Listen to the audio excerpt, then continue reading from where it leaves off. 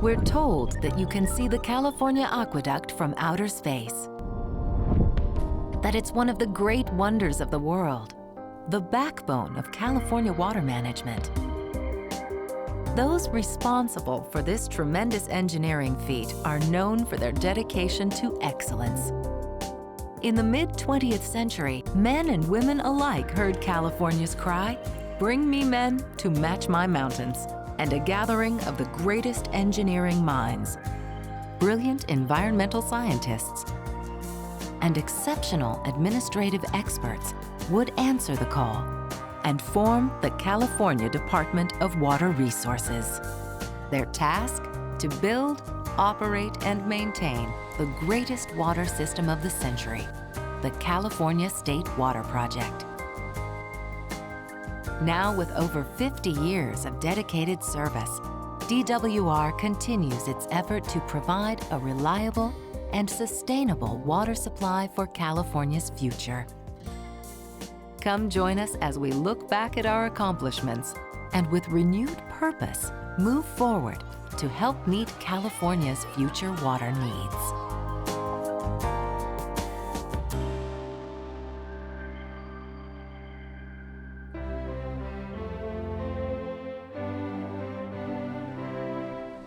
It's easy to see what effective water management does for California. Arid regions become productive. Employment opportunities flourish. Quality of life is enhanced. The natural environment thrives. And our economy grows. Accurately predicting California's future water needs, then carefully balancing supply and demand, greatly contributes to California's success and its thriving economy.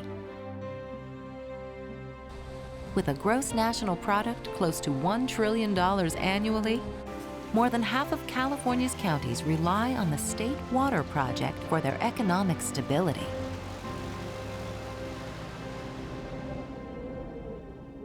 Early state engineers knew that water was essential for making the Golden State truly golden.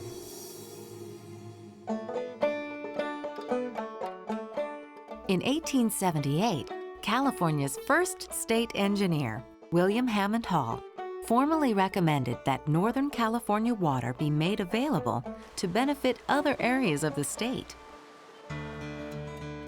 Another engineering visionary, Robert Marshall, foresaw the transportation of Sacramento River water through the San Joaquin Valley and up and over the Tehachapi Mountains into Southern California.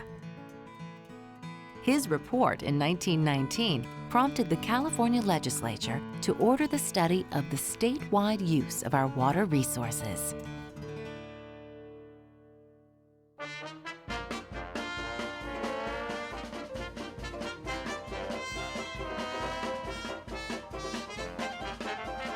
During the Roaring Twenties, the State Department of Public Works devoted much of its time to designing a water storage and delivery system for the Central Valley under the leadership of state engineer Edward Hyatt.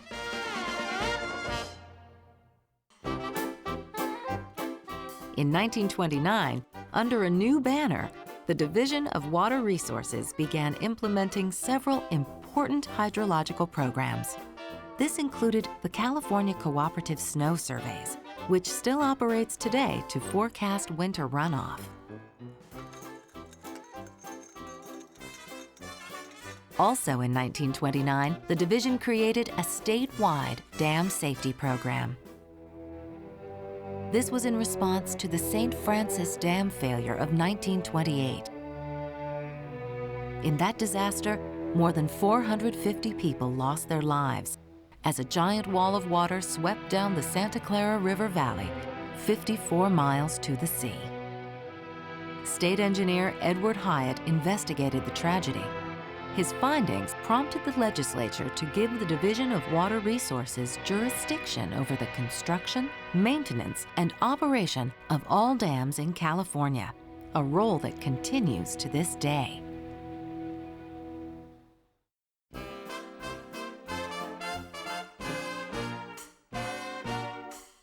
As the division's responsibility continued to develop, so did Edward Hyatt's study of the state's water resources. This led to the presentation of a state water plan in 1931. With the division's recommendations, the legislature would pass the Central Valley Act in 1933, authorizing the construction of the Central Valley Project, and by the end of the year, California voters would approve its bond issue. But the bonds for the water project were unmarketable in the lingering Depression. Although times were tough, the federal government, knowing how important water was to California and the nation, began to build the Central Valley Project as a public works effort in the late 30s.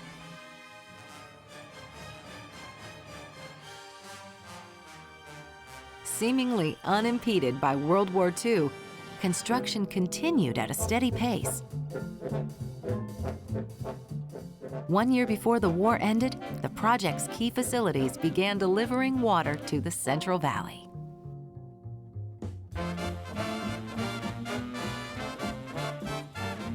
When men and women came home from the war in 1945, California's temperate climate and lure of new jobs set the stage for a population explosion. Our fast-growing cities, burgeoning industries, and the state's agricultural requirements would soon overtax California's surface and groundwater supplies. As a result, Edward Hyatt's engineering capability was called upon again to develop another California water plan. As the plan was being finalized, Edward Hyatt would pass on the state's engineering leadership to his reliable and talented assistant. I might add, he'd been state engineer for over 20 years, and Bob Edmonston had been his assistant for most of that time.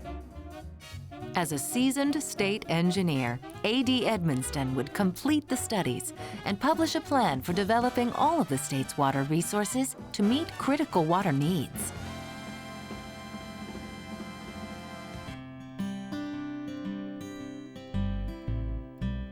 The plan introduced a system of reservoirs, aqueducts, and pumping and power plants that would transport water from areas of abundance in the north to the water-deficient south.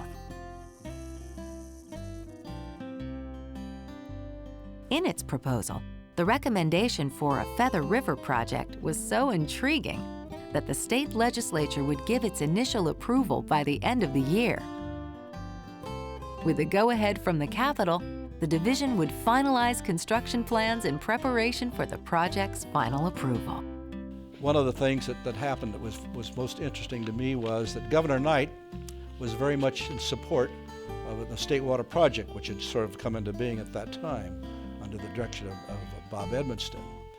And Governor Knight created the big argument at that time was between the north and the south of California.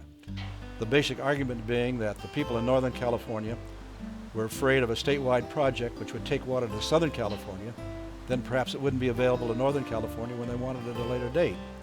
Likewise, the people in Southern California were afraid if they used their financial support to build a state water project, then water might be taken away from them. So the idea in the late 50s was to create to have a constitutional amendment which would make certain guarantees to the north and certain guarantees to the south.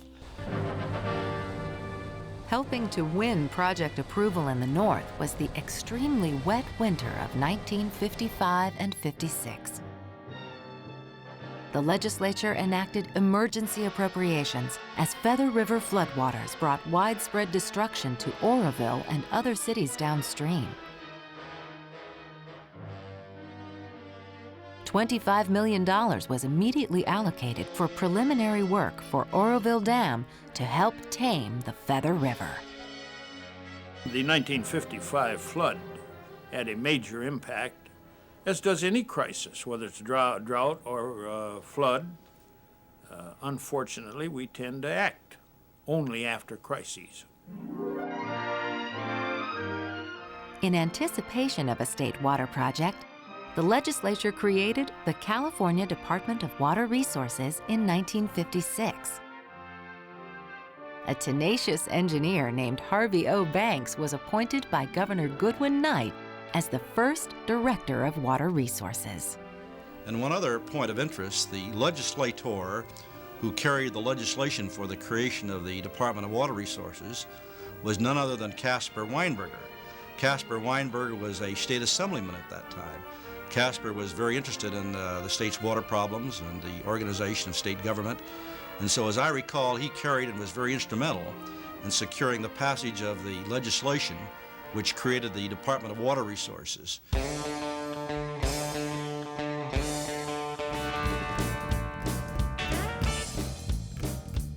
The important work of the new department was steadily advancing.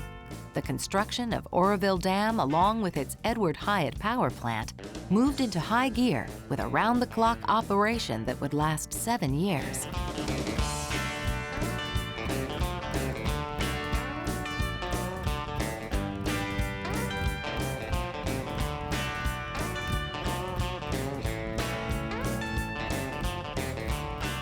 Although the construction of Oroville Dam was well underway, the rest of the state water project still had 2 major hurdles: legislative and voter approval. Governor Edmund G. Pat Brown, when elected in 1958, would provide the leadership for a resolute water development campaign aided by DWR Director Harvey O. Banks. Together, they would obtain legislative approval of the Burns-Porter Act, a $1.7 billion bond sale for the construction of the state water project. But the ultimate support came from California voters in an extremely close ballot initiative on November 8, 1960. I knew the importance of water, so when I became governor, I determined to try to solve it, to try to do what I could to increase the water potential of California. I knew I had to do it as soon as I was inaugurated, because I knew my power as governor would only last a relatively short period of time. So I made water the number one controversial issue that I began to work on. 1960 was a big year for water. Crucial negotiations of water contracts were conducted with the largest contributor and end user of the state water project, the Metropolitan Water District of Southern California. Incentives that helped win support from Northern California voters included the Davis-Grunsky Act, which provided funds for local water projects. Another voter incentive was the Davis-Dallwig Act. This legislation directs the state water project to include recreational opportunities, as well as fish and wildlife enhancement. Delta water users recognize the benefits of water quality improvements contained in the Delta Protection Act of 1959. With contracts signed and the project approved by California voters, the United States Congress would collaborate by approving the joint construction and operation of the San Luis Reservoir near Los Banos. The early version of what ultimately became the State Water Project, which is now operating, did not include the San Luis unit. That was developed under my direction in 1956 as a joint federal-state project because we realized that we needed more storage off-stream of the Delta. And what this project also symbolizes is the state working with the federal government, the local communities working with the state. This program is unique in this area. There is no other project in the history of the United States where a state has put in such a large contribution to the development of its own resources and where the national government has joined with the state. This has brought your state to be the pioneer in the United States in the field of development and conservation of our natural resources. California in this area is number one. And it has helped make possible the San Luis Project, which joins all of us together as full and equal partners. What this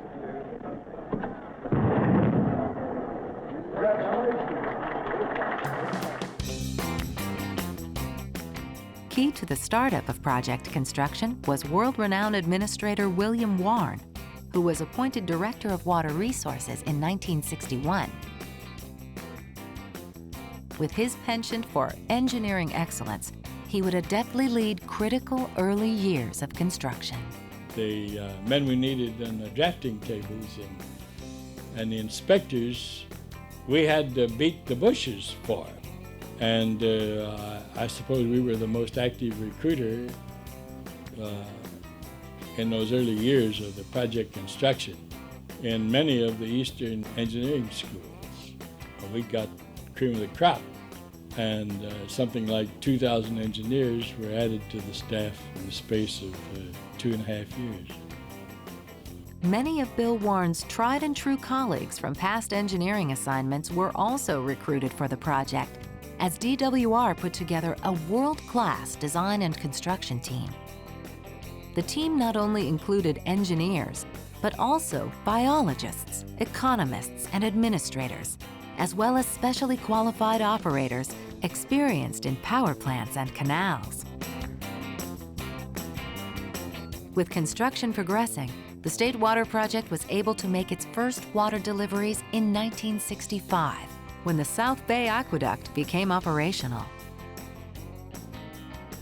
Having established a firm foundation for the project's success, Director Bill Warren retired in 1966. Overseeing completion of the project's major facilities was former DWR engineer and watermaster William Gianelli. Gianelli was appointed Director of Water Resources in 1967 by Governor Ronald Reagan. Under Gianelli's leadership, the water project began delivering water as far south as the Tehachapi Mountains in 1968. With surface water at its doorstep, the San Joaquin Valley immediately began using surface water to help alleviate severe overdrafting of their region's groundwater supplies. Also in 1968, Governor Ronald Reagan dedicated Oroville Dam and Lake Oroville, which for the first time was full to capacity and fully operational. Here before you is Lake Oroville, filling to its destiny for the use of flood control, hydroelectric power, irrigation, municipal and domestic purposes, and as one of the greatest recreational and fishery lakes in California. And off there is the highest dam in the United States. This is a major achievement of our time, and it's with great pride, therefore, that I simply dedicate Oroville Dam and Lake Oroville to the people of California's future, who will benefit from this giant structure and the water that it impounds. Thank you very much. Governor Reagan also dedicated the A.D. Edmonston pumping plant in 1972. So all you have to do is to pick up the phone, and don't talk too long now. Just say, start the motor, and then fall back and keep your fingers crossed. So if you'd give the order, please. And now, if we hear 5 bangs, we have just built the longest swimming pool man's ever built. Start the motor. And Southern California's first water was pumped 2,000 feet up and over the Tehachapi Mountains.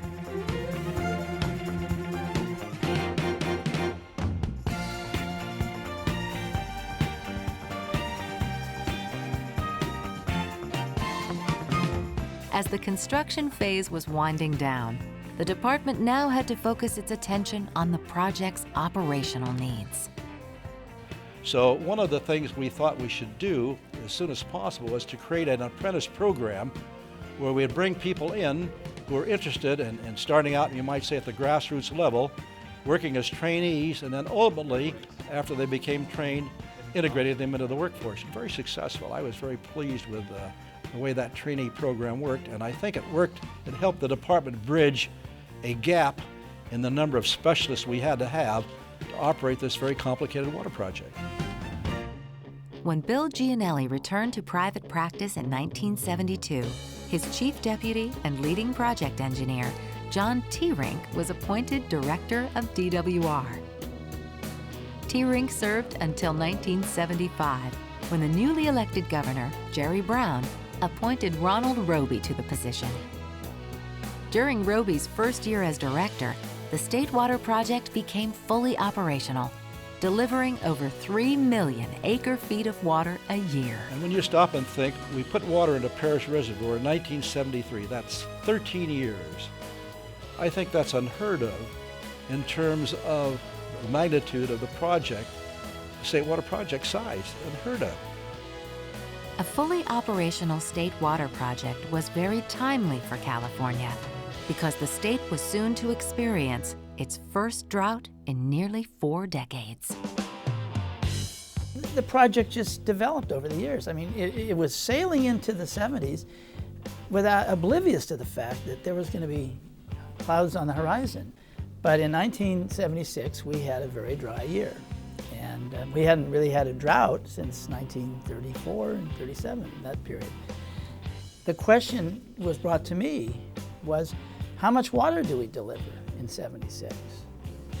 And some of the staff people said, you know, we shouldn't really deliver as much as these people want because we have to have storage for next year, 77, if it's really a dry year. And I said, well, how do we decide what to hold back and what to deliver? And they said, well, we just deliver whatever people ask for.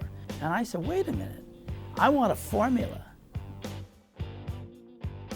Under advisement of Director Roby, the department began to apply a rule curve that balanced water deliveries with a less predictable available water supply. Fortunately, the department's prudent actions paid off. 1977 was the driest year on record. The drought prompted DWR to establish permanent water conservation programs to help farms and cities make better use of available water supplies. And although water deliveries were minimized, the State Water Project, along with water conservation measures, offered the state substantial drought relief until a wet winter arrived in 1978. Also occurring in the 70s, a controversial component of the project's initial design, a peripheral canal, was intensely studied by the department. The study concluded the canal could be good for the Delta and good for the state's water supply. But a voter referendum killed the plans to build the canal in 1982, and it remains today a hot-button issue. Northern California was just so opposed to it that when Duke Majan came in, he asked me after I became director, he said, what do you think about this? And I said, I don't think it's politically feasible anymore. When you've got 90% of the people in half the state saying they don't want this done, and they've debated it for years, we're way past the point of just a rational approach to it. So we've got to back up and look at alternatives. So without a cross-Delta conveyance facility, the department's ability to deliver water to the southern portion of the state would remain dependent on the integrity of Delta levees. Moving forward to strengthen the project's ability to deliver water, Governor George Deukmejian appointed DWR Director David Kennedy in 1983. We were able, during the time I was there, to complete certain facilities that needed to be done. The Coastal Branch, the North Bay Aqueduct. We completed the Delta Pumping Plant, which had become very controversial, trying to put in those last 4 units down there, and I was happy that we were able to get that done.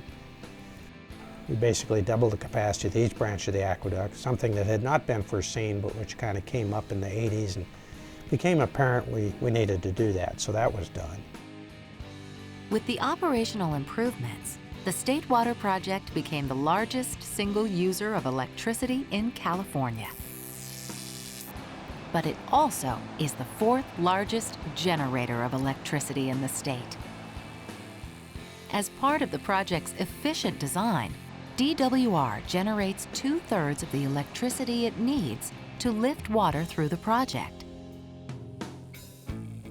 As a result, the department formally became an independent bulk power entity in 1983. As the decade progressed, DWR was negotiating a water quality partnership with the federal government. In 1986, the department signed the Coordinated Operation Agreement with the U.S. Bureau of Reclamation. So with the signing of this agreement, California is making significant progress in meeting the state's water needs and protecting one of our most precious natural resources. In this agreement, both parties would share the responsibility for meeting Delta water quality standards. The Bureau, like DWR, takes water from the Sacramento-San Joaquin River Delta. Water quality in the Delta's Suisun Marsh became more controllable in 1989 with the department's completion of the Suisun Marsh salinity control gates.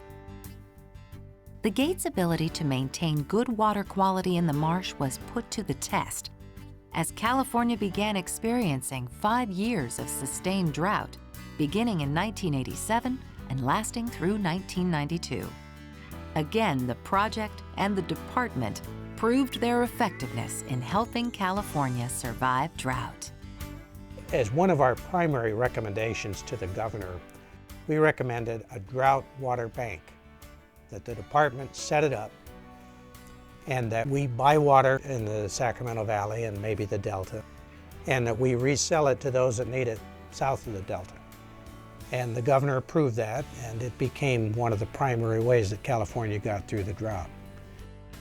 The drought made it apparent that there needed to be long-term solutions for ensuring a reliable California water supply, as well as addressing ongoing concerns of the Bay Delta estuary. To facilitate a solution, DWR, along with other state and federal agencies, signed the Bay Delta Accord. But we now must set about establishing the future. And as the governor suggested, it's going to be a complex and arduous task to transform this agreement into reality across the next few years. The accord established what is known as CalFed. Its record of decision, presented in the year 2000, described a 30-year plan to integrate ecosystem restoration, levee system integrity, water supply reliability, and water quality. In 2002, unforeseen circumstances led to the department taking on additional important responsibilities. Thomas Hannigan was Director of Water Resources when the department was asked by Governor Gray Davis to help alleviate a statewide power crisis. With major utilities in deep financial trouble, the department applied its electricity purchasing and management expertise to prevent the collapse of the state's electrical grid. Emergency legislation gave DWR the authority to negotiate and buy power on behalf of investor-owned utilities. As a result, a major power crisis was averted. Another crisis in the making was the result of years of funding cuts in maintenance activities for California's flood protection infrastructure, a predicament compounded by past and present development in the floodplain. Efforts to address the looming crisis in flood protection were evaluated under the leadership of DWR's first woman director, Linda Adams, in 2003. And a formal plan to reduce the state's vulnerability from floods was organized by DWR Director Lester Snow, who was appointed by Governor Schwarzenegger in 2004. One of his first actions was to increase flood awareness, focusing attention on needed levee repair and maintenance. Governor Schwarzenegger provided leadership and support by promoting a strategic growth plan, a plan to invest billions of dollars to protect the people of our state from floods. The governor also declared a state of emergency, directing the department to immediately make repairs to the most critical levee erosion sites in the Central Valley flood system. People always think of fixing the levees, it has to do with just our area here, the Sacramento area or Northern California. But let's not forget, if there's a disaster, they will cut off the water flow to the south. and Southern California will be without water. So I think it affects the entire state, and this is why I think the entire state should come together and put up the money for that so we can fix it. As the department moves forward in flood protection activities, it is also working to ensure that our future water supplies are reliable, sustainable, and of high quality. Providing an adequate water supply for our growing population is our challenge for the future. The California Water Plan 2005 estimates that overall water demand will increase by a modest 2 to 6 million acre-feet of water over the next 25 years. Working to ensure that there will be water when and where it is needed is an achievable mission. It will require squeezing the most benefit out of every drop of water. And new initiatives in conservation, groundwater management, desalinization, and regional coordination will be fundamental to successfully meeting future water needs. Undertaking this challenge while protecting California from the extremes, floods, and droughts will always be part of the department's legacy. Today, the areas of expertise that comprise the California Department of Water Resources are increasing in diversity, reflecting a comprehensive array of professional skills that will help sustain California's water supply and protect the efficient operation of the State Water Project. Acknowledging the department's achievements and its commitment to excellence, the State Water Project was honored in 2001. Identified as an engineering monument of the millennium, the American Society of Civil Engineers proclaimed the project a symbol of engineering at its finest. After 50 years of outstanding service to California, those who contributed to this tremendous feat can look back with pride in a job well done. And those filling the ranks of a new generation of water managers are continuing the department's legacy and commitment to excellence, knowing that with professional skill and leadership, they can confidently move forward to meet the challenges of today and tomorrow.